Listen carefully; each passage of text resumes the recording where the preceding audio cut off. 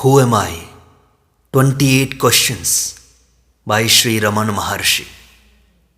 As all living beings desire to be happy always, without misery, as in the case of everyone there is observed supreme love for one's self, and as happiness alone is the cause for love. In order to gain that happiness, which is one's nature, and which is experienced in the state of deep sleep, where there is no mind, one should know one's self. For that, the path of knowledge, the inquiry of the form, who am I, is the principal means. The first question, who am I? The gross body, which is composed of 7 humerus, I am not. The 5 cognitive sense organs, that is, the sense of hearing, touch, sight, taste, and smell, which apprehend their respective objects, sound, touch, color, taste, and odor. I am not. The 5 cognitive sense organs, that is, the organs of speech, locomotion, grasping, excretion, and procreation, which have as their respective function speaking, moving, grasping, excreting, and enjoying. I am not. The 5 vital airs, prana, etc., which perform respectively the 5 functions of inbreathing, etc. I am not. Even the mind, which thinks, I am not. The nescience too, which is endowed only with the residual impressions of objects, and in which there are no objects and no functionings. I am not. So Maharshi, if I am none of these, then who am I? After negating all of the above mentioned as not this, not this, that awareness which alone remains, that I am. Maharshi, what is the nature of awareness? The nature of awareness is existence, consciousness, bliss. So when will the realization of the self be gained? When the world, which is what is seen, has been removed, there will be realization of the self, which is the seer. Maharshi, will there not be realization of the self even while the world is there, taken as real? There will not be. Why? The seer and the object seen are like the rope and the snake. Just as the knowledge of the rope, which is the substrate, will not arise unless the false knowledge of the illusory serpent goes, so the realization of the self, which is the substrate, will not be gained unless the belief that the world is real is removed. So Maharshi, when will the world, which is the object seen, be removed? When the mind, which is the cause of all cognitions and of all actions, becomes quiescent, and the world will disappear. So Maharshi, what is the nature of the mind? What is called mind is a wondrous power residing in the self. It causes all thoughts to arise. Apart from thoughts, there is no such thing as mind. Therefore, thought is the nature of mind. Apart from thoughts, there is no independent entity called the world. In deep sleep, there are no thoughts, and there is no world. In the state of waking and dream, there are thoughts, and there is a world also, just as the spider emits the thread of the web out of itself and again withdraws it into itself. Likewise, the mind projects the world out of itself and again resolves it into itself. When the mind comes out of itself, the world appears. Therefore, when the world appears to be real, the self does not appear. And when the self appears, shines, the world does not appear. When one persistently inquires into the nature of the mind will end, leaving the self as the residue. What is referred to as the self is the Atman. The mind always exists only in dependence on something gross. It cannot stay alone. It is the mind that is called the subtle body or the soul, Jiva. Maharshi, what is the path of inquiry for understanding the nature of the mind? That which rises as I in the body is the mind. If one inquires as to where in the body the thought I rises first, one would discover that it rises in the heart. That is the place of the mind's origin. Even if one thinks consistently I, one will be led to that place. Of all the thoughts that arise in the mind, the I thought is the first. It is only after the rise of this that the other thoughts arise. It is after the appearance of the first personal pronoun that the second and third personal pronouns appear. Without the first personal pronoun, there will not be the second and the third. Maharshi, how will the mind become quiescent? By the inquiry, who am I? The thought, who am I, will destroy all other thoughts. And like the stick used for stirring the burning pyre, it will itself in the end get destroyed. Then there will arise self-realization. Maharshi, what is the means for constantly holding on the thought, who am I? When other thoughts arise, one should not pursue them, but should inquire, to whom do they arise? It does not matter how many thoughts arise. As each thought arises, one should inquire with diligence, to whom has this thought arisen? The answer that would emerge would be, to me. Thereupon, if one inquires, who am I? The mind will go back to its source, and the thought that arose will become quiescent. With repeated practice in this manner, the mind will develop the skill to stay in its source. When the mind that is subtle goes out through the brain and the sense organs, the gross names and forms appear.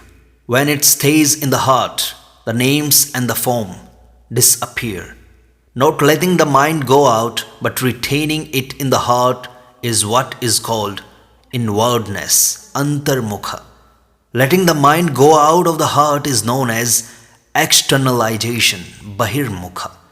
Thus, when the mind stays in the heart, the I, which is the source of all thoughts, will go, and the self, which ever exists, will shine. Whatever one does, one should do without the egoity, I. If one acts in that way, all will appear as of the nature of God, Shiva. Maharshi, are there no other means for making the mind quiescent? Other than inquiry, there are no adequate means. If through other means it is sought to control the mind will appear to be controlled, but will again go forth.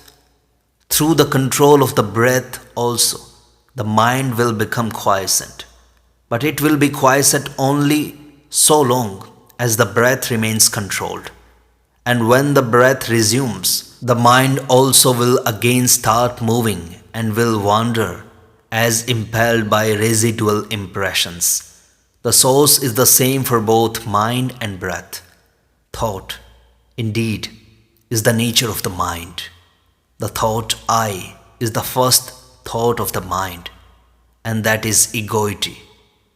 It is from that whence egoity originates that breath also originates. Therefore, when the mind becomes quiescent, the breath is controlled, and when the breath is controlled, the mind becomes quiescent. But in deep sleep, although the mind becomes quiescent, the breath does not stop. This is because of the will of God, so that the body may be preserved and other people may not be understand the impression that it is dead. In the state of waking and in samadhi, when the mind becomes quiescent, the breath is controlled. Breath is the gross form of the mind. Till the time of death, the mind keeps breath in the body.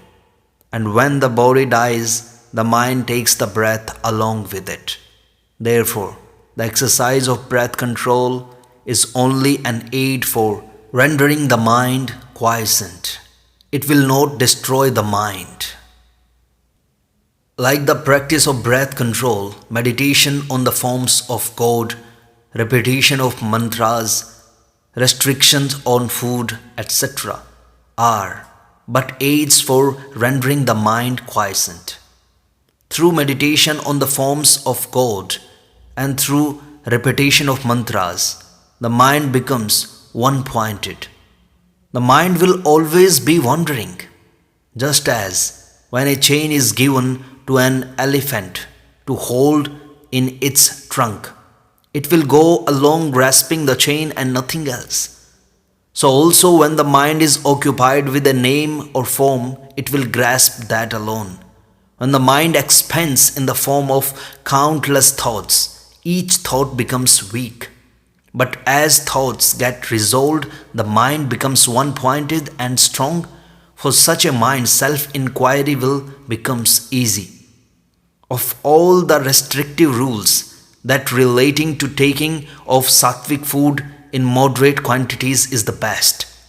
By observing this rule, the sattvic quality of mind will increase, and that will be helpful to self-inquiry. Maharshi, the residual impressions, thoughts of objects appear wending like the waves of an ocean. When will all of them get destroyed? As the meditation on the self arises higher and higher, the thoughts will get destroyed. Maharshi, is it possible for the residual impressions of objects that come from beginningless time, as it were, to be resolved, and for one to remain as the pure self? Without yielding to the doubt, it is possible or not, one should persistently hold on to the meditation on the self. Even if one be a great sinner, one should not worry and weep, "Oh, I am a sinner, how can I be saved?" One should completely renounce the thought, "I am a sinner," and concentrate keenly on meditation on the self. Then one would surely succeed. There are not two minds, one good and other evil. The mind is always one. It is the residual impressions that are of two kinds, auspicious and inauspicious. When the mind is under the influence of auspicious impressions, it is called good, and when it under the influence of inauspicious impressions, it is regarded as evil. The mind should not be allowed to wander towards worldly objects and what concerns other people, however bad other people may be. One should bear no hatred for them. Both desire and hatred should be eschewed. All that one gives to others, one gives to one's self. If this truth is understood, who will not give to others? When one's self arises, all arises. When one's self becomes quiescent, all becomes quiescent. To the extent we behave with humility, to that extent there will be result good. If the mind is rendered quiescent, one may live anywhere. So, Maharshi, how long should inquiry be practiced? As long as there are impressions of objects in the mind, so long the inquiry, who am I, is required. As thoughts arise, they should not be destroyed then, and there in the very place of their origin, through inquiry. If one resorts to contemplation of the self unintermittently until the self is gained, that alone would do. As long as there are enemies within the fortress, they will continue to sally forth. If they are destroyed as they emerge, the fortress will fall into our hands.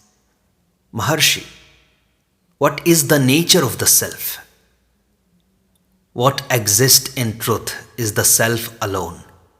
The world, the individual soul, and God are appearances in it. Like silver in the mother of pearl, these three appear at the same time and disappear at the same time. The self is that where there is absolutely no I thought. That is called silence. The self itself is the world. The self itself is I. The self itself is God. All is Shiva, the self. Maharshi, is not everything the work of God? Without desire, resolve, or effort, the sun rises, and in its mere presence, the sunstone emits fire. The lotus blooms, water evaporates, people perform their various functions and then rest. Just as in the presence of the magnet the needle moves, it is by virtue of mere presence of the God that the souls governed by three cosmic functions or the fivefold divine activity perform their actions and then rest. In accordance with their respective karmas, God has no resolve, no karma attach itself to him. That is like worldly actions not affecting the sun, or like the merits and demerits of the other four elements not affecting all pervading space. Maharshi, of the devotees, who is the greatest? He who gives himself up to the self, that is God, is the most excellent devotee. Giving one's self up to God means remaining constantly in the self without giving room for the rise of any thoughts other than that of the self. Whatever burdens are thrown on God, he bears them. Since the supreme power of God makes all the things move, why should we, without submitting ourselves to it, constantly worry ourselves with thoughts as to what should be done and how, and what should not be done and how not? We know that the train carries all loads, so after getting on it, why should we carry our small luggage on our head to our discomfort, instead of putting it down in the train and feeling at ease? Maharshi, what is non-attachment? As thoughts arise, destroying them utterly without any residue, in the very place of their origin, is non-attachment. Just as the pearl diver ties a stone to his waist, sinks to the bottom of the sea, and there takes the pearls, so each one of us should be endowed with non-attachment, dive within oneself and obtain the self-pearl. Maharshi, is it not possible for God and the Guru to effect the release of a soul? God and Guru will only show the way to release. They will not by themselves take the soul to the state of release. In truth, God and the Guru are not different, just as the prey which has fallen into the jaws of a tiger has no escape. So those who have come within the ambit of Guru's gracious look will be saved by the Guru and will not get lost. Yet, each one should by his own effort pursue the path shown by God or Guru and gain release. One can know oneself only with one's own eye of knowledge and not with somebody else's? Does he who is Rama require the help of a mirror to know that he is Rama? Maharshi, is it necessary for one who longs for release to inquire into the nature of categories? Just as one who wants to throw away garbage has no need to analyze it and see what it is, so one who wants to know the self has no need to count the number of categories or inquire into their characteristics. What he has to do is to reject altogether the categories that hide the self. The world should be considered like a dream. Maharshi, is there no difference between waking and dream? Waking is long and a dream short. Other than this, there is no difference. Just as waking happenings seems real while awake, so do those in a dream while dreaming. In dream, the mind takes on another body. In both waking and dream states, thoughts, names, and forms occur simultaneously. Maharshi, is it any use reading books for those who long for release? All the texts say that in order to gain release, one should render the mind quiescent. Therefore, their conclusive teaching is that the mind should be rendered quiescent. Once this has been understood, there is no need for endless reading. In order to quieten the mind, one has only to inquire within oneself what one's self is. How could this search be done in books? One should know one's self with one's own eye of wisdom. The self is within the 5 sheets, but books are outside them. Since the self has to be inquired into by discarding the 5 sheets, it is futile to search for it in books. There will come a time when one will have to forget all that one has learned. Maharshi, what is happiness? Happiness is the very nature of the self. Happiness and the self are no different. There is no happiness in any object of the world. We imagine through our ignorance that we derive happiness from objects. When the mind goes out, it experiences misery. In truth, when its desires are fulfilled, it returns to its own place and enjoys the happiness that is the self. Similarly, in the states of sleep, samadhi, and fainting, and when the object desired is obtained or the object disliked is removed, the mind becomes inward turned and enjoys pure self-happiness. Thus, the mind moves without rest, alternately going out of the self and returning to it. Under the tree, the shade is pleasant. Out in the open, the heat is scorching. A person who has been going about in the sun feels cool when he reaches the shade. Someone who keeps on going from the shade into the sun and then back into the shade is a fool. A wise man stays permanently in the shade.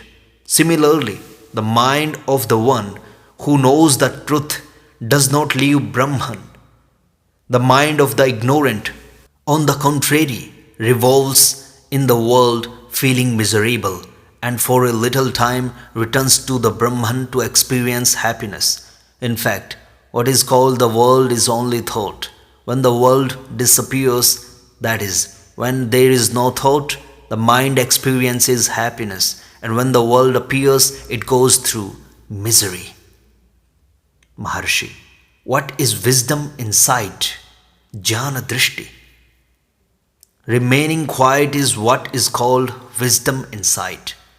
To remain quiet is to resolve the mind in the self. Telepathy, knowing past, present, and future happenings, and clairvoyance do not constitute wisdom insight. Maharshi, what is the relation between desirelessness and the wisdom? Desirelessness is wisdom. The two are not different, they are the same. Desirelessness is refraining from turning the mind towards any object. Wisdom means the appearance of no object. In other words, not seeking what is other than the self is detachment or desirelessness. Not leaving the self is wisdom. Maharshi, what is the difference between inquiry and meditation? Inquiry consists in retaining the mind in the self. Meditation consists in the thinking that one's self is Brahman, existence, consciousness, bliss. Maharshi, last question. What is release? Inquiring into the nature of one's self, that is in the bondage, and releasing one's true nature is release. These were the 28 questions on Who Am I by Sri Ramana Maharshi. Sri Ramanarpanamastu.